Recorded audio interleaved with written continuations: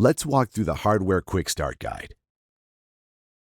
To start using your recorder, you'll need a high-definition TV capable of displaying 720p or 1080p video. Connecting the DVR to the internet is not required for it to function. However, if you wish to pair it with your smartphone or tablet, you will need a broadband internet connection, an Android or iOS mobile device to download the Swann security app.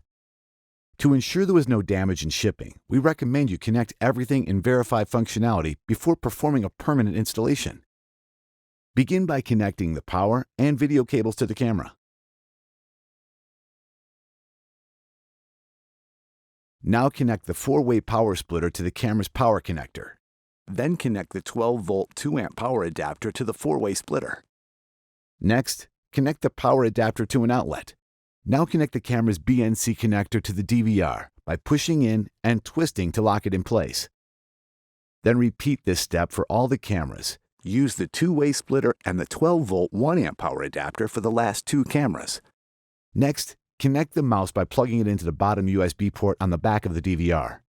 Now connect your DVR to the internet by connecting one end of an Ethernet cable into the DVR and the other end into an available port on your router.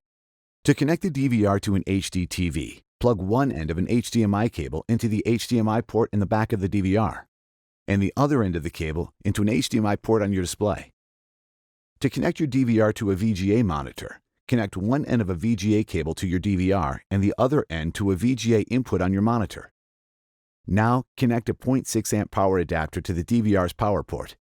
Then connect it to an outlet. You should now see the setup wizard on your display.